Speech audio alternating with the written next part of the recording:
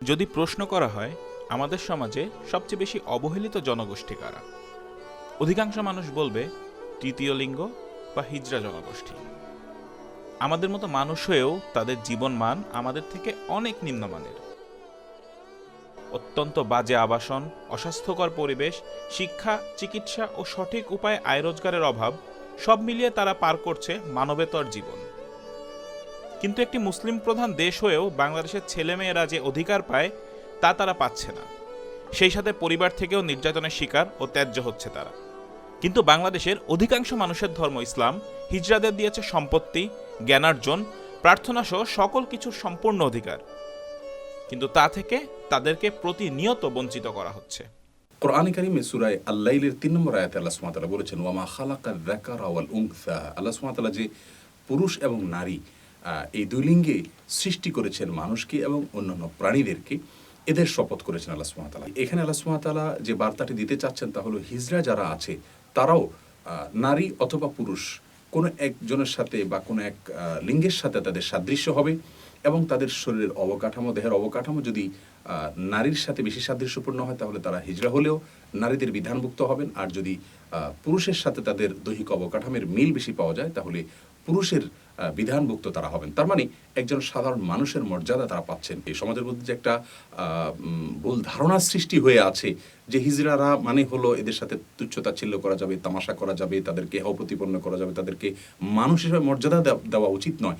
এই ধারণাগুলো ভাঙার জন্য ওলামা একরামকে অগ্রসর হতে হবে, আলেম সমাজকে সামনে এগিয়ে আসতে হবে, মসজিদগুলোতে রীতিমতো খুতবাতে, জুমার খুতবায় হিজড়াদের আলোচনা করতে হবে, তাদের অধিকার নিয়ে কথা বলতে হবে, তাদের বিধিবিধান নিয়ে কথা বলতে হবে। বাবা মায়ের পরিত্যক্ত সম্পত্তিতে, এমনকি ভাই বোন বা অন্যদের পরিত্যক্ত সম্পত্তিতে নারী পুরুষের যেরকম অধিকার রয়েছে হিজড়াদেরও এরকম রয়েছে স্পষ্ট অধিকার। তবে হ্যাঁ, অংশের হারটা কি হবে এ বিষয়ে নানা রকমের মত রয়েছে। কেউ বলেছেন যে পুরুষের অর্ধেক এবং নারীর অর্ধেক পাবেন, যেহেতু তার শরীরে দুইটাই অবকাঠামো দুইটার সাথে মিল রয়েছে। আবার কেউ কেউ বলেছেন যে না, সাদৃশ্যের উপর নির্ভর করবে, যদি পুরুষের সাথে সাদৃশ্যপূর্ণ হয় তাহলে পুরুষের ছেলের, আর মেয়ের সাথে সাদৃশ্যপূর্ণ হলে মেয়ের অংশ পাবে, কিন্তু তাদের পরিত্যক্ত সম্পত্তিতে হিস্সা রয়েছে। এ বিষয়ে কারোর কোনো দ্বিমত নাই। অথচ আমাদের সমাজে হিজড়াদেরকে এটা থেকেও বঞ্চিত করা হয়। হিজড়াদেরকে সমাজের মূল অংশে অন্তর্ভুক্ত করার জন্য মসজিদ থেকে দাবি ওঠা উচিত এবং ক্যাম্পেইন হওয়া উচিত। আল্লাহ তাআলা আমাদেরকে সে তৌফিক দান করুন। ইসলাম যে হিজড়াদের এত অধিকার দিচ্ছে তা কি তারা জানে, বা আমরাও কি তাদের অধিকার আদায়ে সচেষ্ট হচ্ছি? যখন জন্ম নিয়েছিলাম তখন আমাকে আমার ফ্যামিলিরা ছেলে হিসাবে লালন পালন করতে চাইছিল। যখন আমার কিনা মানে বয়স বাড়তেছিল তখন আমার আস্তে আস্তে বয়সের সাথে সাথে আমার অঙ্গি ভঙ্গিও চেঞ্জ হইতে লাগলো। তখন আমার মনটা, আমি দেখতে ছেলেদের মতো ছিলাম কিন্তু আমার মনটা ছিল নারীর। কিন্তু আমি তখন নারীদের মতো সাজতে পছন্দ করতাম। তখন আমি সাজতাম, মায়ের কাপড় পরতাম, বোনদের 3 পিস পরতাম। তখন আমার বাবাও ধরে মারতো, আমার দুলাভাইও ধরে মারতো, আমার ভাই বাবু ধরে মারতো, আমার বোনেরা ধরে মারতো। এগুলি সহ্য করতে না পারে পরে আমি পালায় চলে আসছি। আমি মাদ্রাসায় পড়ছিলাম, কোরআন শরীফ পর্যন্ত পড়ছিলাম। তারপর হচ্ছে গিয়া স্কুলে পড়ছিলাম ক্লাস 5 পর্যন্ত। স্টুডেন্টরা হিজড়া বলে চাতাইতো, মাইগা বলে চাতাইতো। তারপর এগুলি সহ্য করতে না পারে আবার ওই যে টানা হেঁচড়া করতো, অনেক বদমাইশ ছেলেরা ছিল, তাই না, বাথরুমে নেওয়ার চেষ্টা করতো।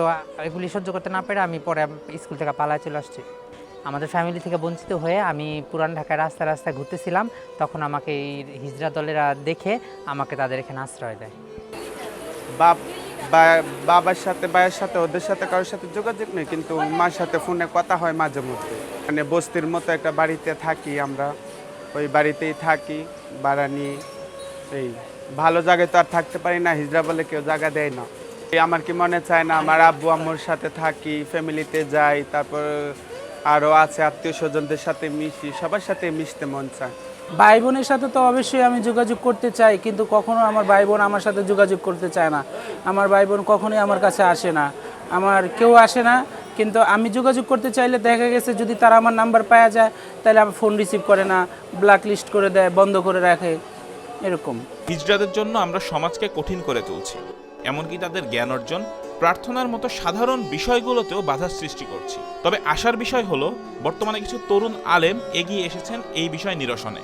তারা নিজ উদ্যোগে হিজড়াদের ইসলাম সম্পর্কে শেখাচ্ছেন, জানাচ্ছেন। ঢাকার বিভিন্ন স্থানে এই কার্যক্রম চলছে।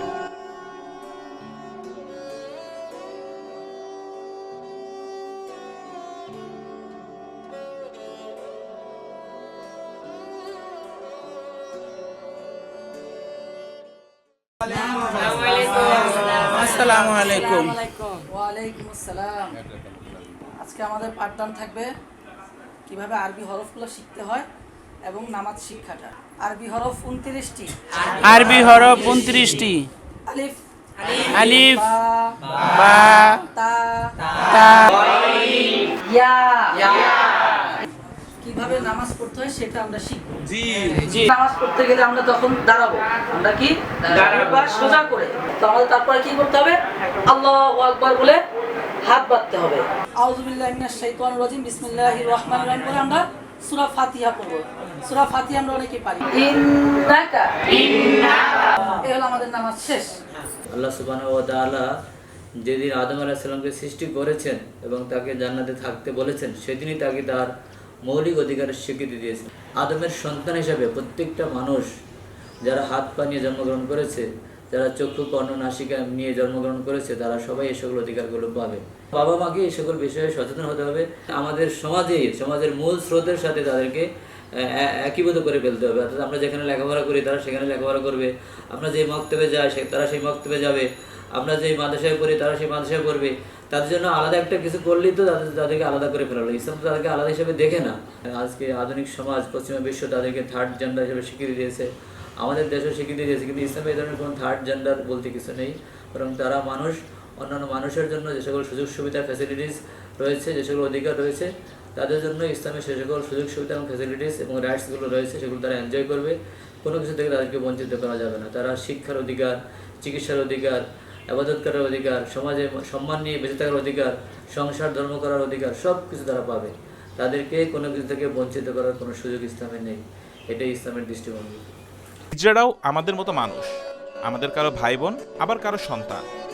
তাদেরকে দূরে ঠেলে না দিয়ে কাছে টেনে নিতে হবে, দিতে হবে সকল অধিকার।